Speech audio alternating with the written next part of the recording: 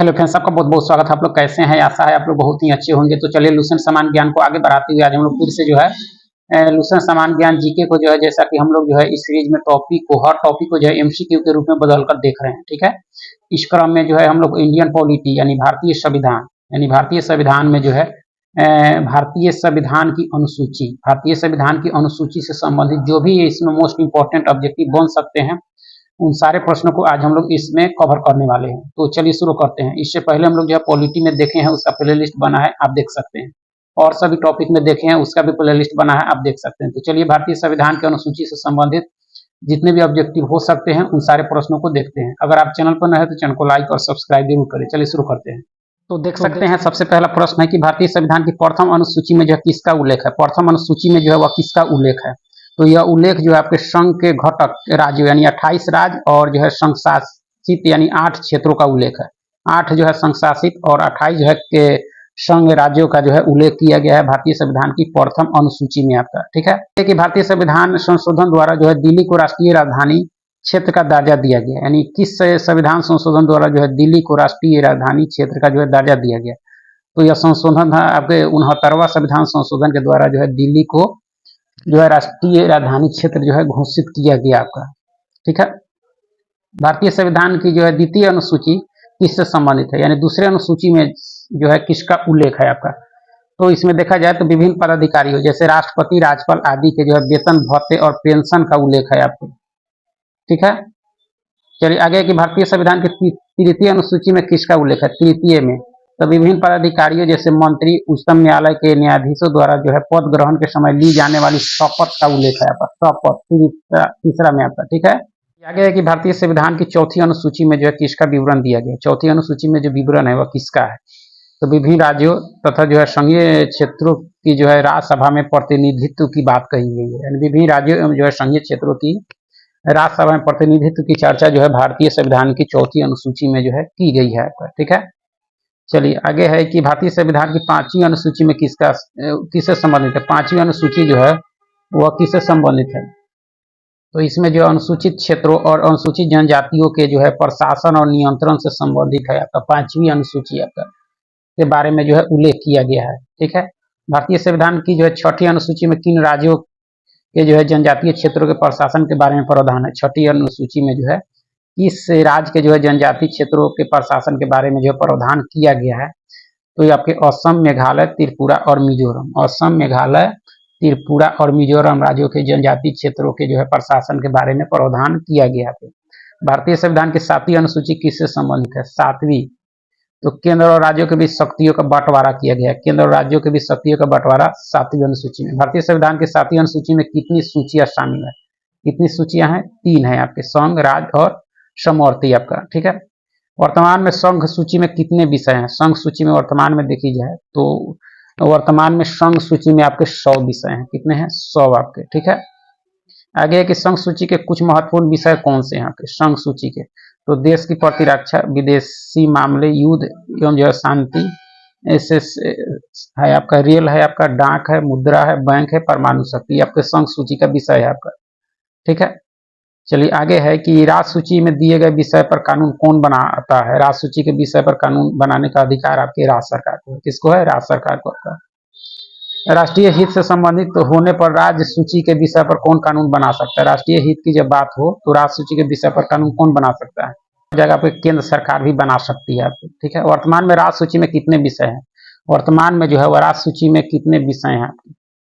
तो देखिए जाए आपके तो 61 हैं। कितने हैं? 61 हैं अभी वर्तमान में आपके। ठीक है, और उस शुरुआत में आपके 66 थे इसमें।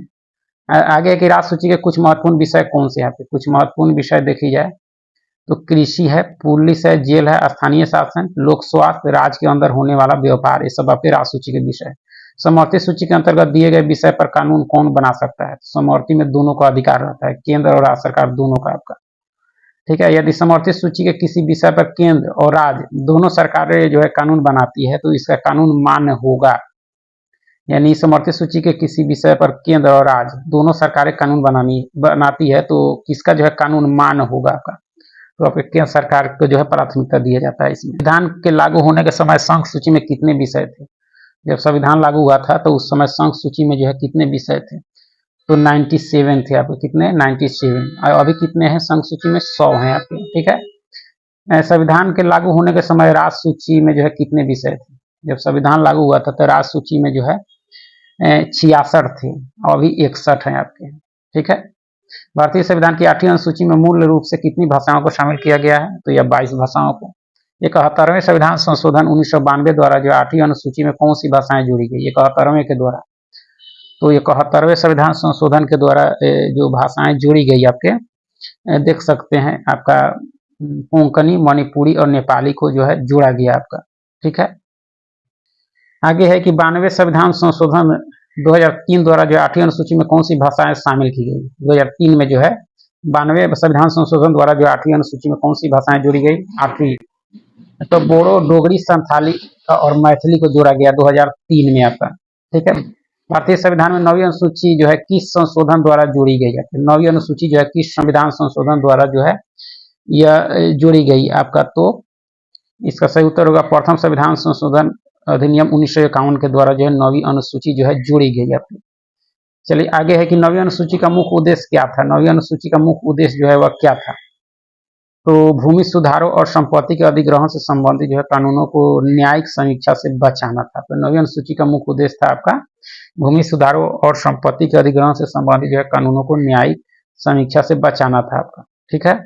चलिए आगे है कि भारतीय सर्वोच्च न्यायालय ने जो है किस तिथि को एक जो है निर्णय दिया जिसके अनुसार जो 9वीं अनुसूची में शामिल किसी भी कानून को जो है इस आधार पर चुनौती दी जा सकती है कि वह मौलिक अधिकारों का उल्लंघन करता है। यह जो एक जो है निर्णय जो दिया गया था, यह कब दिया गया था, तो 11 जनवरी 2007 को, 11 जनवरी जो है 2007 को जो है यह निर्णय दिया गया था आपका, ठीक है। चलिए आगे है कि जो है भारतीय संविधान की 10वीं अनुसूची किस संशोधन द्वारा जोड़ी गई, 10वीं, तो 52वें संविधान संशोधन 1985 के द्वारा जो है जोड़ा गया। 10वीं अनुसूची का संबंध आपके दल बदल विरोधी प्रावधानों से संबंधित। भारतीय संविधान की 11वीं अनुसूची किस संशोधन द्वारा जोड़ी गई, 11वीं अनुसूची जो है वह किस संविधान संशोधन द्वारा जोड़ी गई, तो ये आपके 73वें संविधान संशोधन 1993 के द्वारा जो है जोड़ी गई आपकी 11वीं अनुसूची आपका, ठीक है। चलिए आगे है कि 11वीं अनुसूची किससे संबंधित है, 11वीं अनुसूची जो है पंचायती राज संस्थाओं के कार्य और शक्तियों से संबंधित है आपका। 11वीं अनुसूची में पंचायती राज संस्थाओं के लिए जो है कितने विषय प्रदान किए गए हैं, तो आपके 29 विषय किए गए हैं, कितने 29, ठीक है। भारतीय संविधान की 12वीं अनुसूची किस संशोधन द्वारा जोड़ी गई, 12वीं आपके, तो यह 74वें संविधान संशोधन 1993 के द्वारा 12वीं अनुसूची को जो है संविधान में जो है शामिल किया गया आपका, ठीक है। चलिए आगे देख लेते हैं कि 12वीं अनुसूची का संबंध किससे है। 12वीं अनुसूची का संबंध आपके शहरी क्षेत्र की स्थानीय स्वशासन संस्थाओं यानी नगर पालिकाओं के कार्य और शक्तियों से है। 12वीं अनुसूची का संबंध 12वीं अनुसूची में शहरी स्थानीय स्वशासन संस्थाओं के लिए कितने विषय प्रदान किए गए हैं, यह काफी इंपॉर्टेंट है, तो 18 किए गए हैं, कितने किए गए हैं, 18 आपके, ठीक है। चलिए आगे है कि भारतीय संविधान का भाग 1 किससे संबंधित है, भाग 1 में जो है वह किसका उल्लेख करता है आपका, तो संघ एवं उसके राज्य क्षेत्र का जो है उल्लेख भाग 1 में है आपके। चलिए नागरिकता से संबंधित प्रावधान किस भाग में है, नागरिकता से संबंधित प्रावधान जो है भाग आपके 2 में है, किस में है, भाग 2 में है आपका।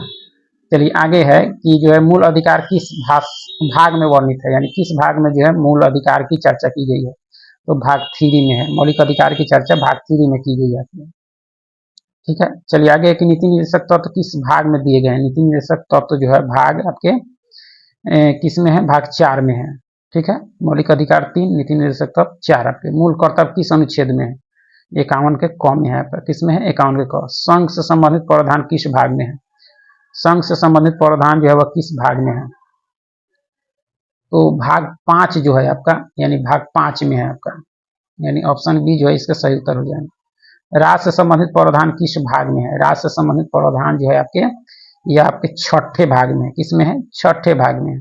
पंचायती राज से संबंधित प्रावधान किस भाग में है, पंचायती राज से संबंधित प्रावधान आपके भाग 9 में है आपके, किस में है, 9 में है आपका, ठीक है। नगर पालिकाओं से संबंधित प्रावधान आपके तो 9 के क में है, नगर पालिका से संबंधित प्रावधान जो है वह भाग यानी 9 के क में है आपके, ठीक है। चलिए आगे है कि सहकारी समितियों से संबंधित प्रावधान सहकारी समिति 9 के ख में है। सहकारी समिति 9 के ख में है। ठीक है। चलिए संघ और राज्यों के बीच संबंध किस भाग में? संघ एवं राज्यों के बीच संबंध जो है आपके ये 11वें में है। किसमें है? 11वें भाग में है आपका। वित्त, संपत्ति, संविदाएं और वाद किस भाग में है आपके? वित्त, संपत्ति, संविदाएं और वाद जो है किस भाग में है आपका? तो यह जो है आपका किसमें है? 12वें भाग में। किसमें है? 12वें भाग में। ठीक है। व्यापार, वाणिज्य एवं जो समागम किस भाग में है? व्यापार, वाणिज्य एवं समागम जो है वह किस भाग में है? तो यह भाग है आपका कौन सा? 13 में है। किसमें है? 13 में है आपके। संघ एवं राज्यों के अधीन जो है सेवाएं किस भाग में है? संघ एवं राज्यों के अधीन सेवाएं जो है वह किस भाग में है आपके? तो ये देखी जाए तो इसका सही उत्तर क्या हो जाएगा? 14वें भाग में है। किसमें है? भाग यानी 14 में है आपका। निर्वाचन से संबंधित प्रावधान आपके भाग 15 में है। निर्वाचन से संबंधित भाग 15 में है आपका। ठीक है। राजभाषा से संबंधित प्रावधान जो है आपके 17 में है। भाग 17 में है आपका। ठीक है। आपात उपबंध 18 में है आपका। संविधान संशोधन किस भाग में है? संविधान संशोधन आपका तो यह भाग 20 में है। किसमें है? 20 भाग में, 20वें भाग में है। ठीक है। अस्थायी संक्रमणकालीन और विशेष उपबंध किस भाग में है आपके? तो यह देखी जाए आपका तो भाग जो है 21 में है। किसमें है? 21वें भाग में है आपके। संक्षिप्त नाम, प्रारंभ आदि किस भाग में है? संक्षिप्त नाम, प्रारंभ जो है वह किस भाग में है आपका? तो आपका भाग 22 में है। किसमें है? 22 में है आपका। ठीक है। भाग 1 संघ एवं उसका राज क्षेत्र किस अनुच्छेद में है आपका? संघ एवं उसके राज क्षेत्र का उल्लेख जो है अनुच्छेद 1 से 4 में की गई है। किसमें की गई है? 1 से 4 में आपका। ठीक है। नागरिकता यानी जिसका उल्लेख भाग 2 में है किस अनुच्छेद में है आपका? तो नागरिकता का उल्लेख आपके 5 से 11 में की गई है और भाग 2 में आपका। मूल अधिकार जिसका उल्लेख भाग 3 में है वह किस अनुच्छेद में है आपका? मूल अधिकार तो 12 से 35 तक में मौलिक अधिकार के बारे में चर्चा की गई है। नीति निर्देशक तत्व जो भाग 4 में है वह किस अनुच्छेद में है आपका? तो 36 से 51 तक है आपका। ठीक है।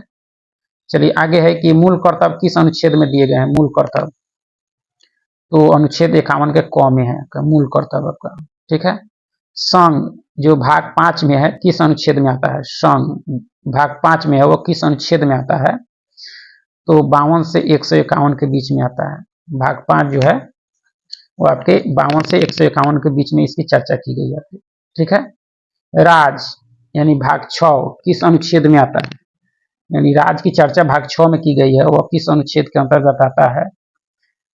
तो 152 से 237 के बीच में आता है आपका। संघ राज क्षेत्र भाग 8 किस अनुच्छेद में है आपका? तो 239 से 242 के बीच में है आपका। भाग 8 का जो चर्चा किया गया है आपके जो आपके संघ एवं राज क्षेत्र से 239 से 242 में इसकी चर्चा की गई है आपका। ठीक है।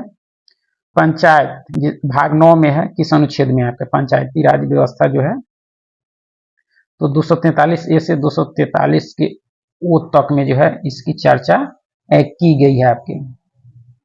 य न तक, य से ज तक है यानी आपके 243 ए से 243 ओ तक में इसकी चर्चा की गई है। नगर पालिका भाग 9 के क में है किस अनुच्छेद में है? नगर पालिका 9 के क में है। यह अनुच्छेद जो है आपका यह कौन सा है? तो 243 पी से 243 जेड जी तक है आपका। ठीक है। सहकारी समिति भाग 9 के ख में है किस अनुच्छेद में है? सहकारी समिति 9 के ख में है। यह जो है आपके किस में है? तो 243 जो है आपके जे से लेकर 243 जेड टी तक है आपका। ठीक है। आगे की अनुसूचित एवं जो है जनजाति क्षेत्र भाग 10 में उल्लेख किया गया है और अनुच्छेद किसमें है यानी किस अनुच्छेद में है आपका? तो यह अनुच्छेद जो है आपके 244 से 244 ए तक है आपका। 244 से 244 ए तक यानी क तक है आपका। ठीक है। संघ और राज्यों के बीच संबंध भाग 11 में है और अनुच्छेद उसका कौन सा है? तो 245 से 263 तक है। 245 से लेकर 263 तक है आपके संघ और राज्यों के संबंध के बारे में। वित्त, संपत्ति, संविदाएं भाग 12 में है किस अनुच्छेद में है आपके? तो 264 से 300 ए में है आपका। 264 से 300 ए तक में इसकी जो है चर्चा की गई है यानी क तक में व्यापार वाणिज्य भाग 13 में है, किस अनुच्छेद में है आपका? तो 301 से 307 के बीच में व्यापार वाणिज्य जो भाग 13 में है, और अनुच्छेद 301 से 307 के बीच में है जाके है आपका। ठीक है, चलिए आगे है कि सेवाएं जो भाग 14 में दी गई है किस अनुच्छेद में है? सेवाएं भाग 14 में दी गई है, यह जो है आपके 308 से 324 के बीच में है इसका। निर्वाचन भाग 15 में है, किस अनुच्छेद में है? निर्वाचन 324 से 329 हो गया आपका। ठीक है, राजभाषा भाग 17 में है, किस अनुच्छेद में आता है? राजभाषा भाग 17 अनुच्छेद आपके 243 से 351 में इसकी चर्चा की गई अनुच्छेद में।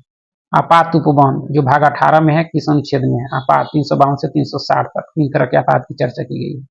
संविधान संशोधन किस अनुच्छेद में है? 368 में है आपका।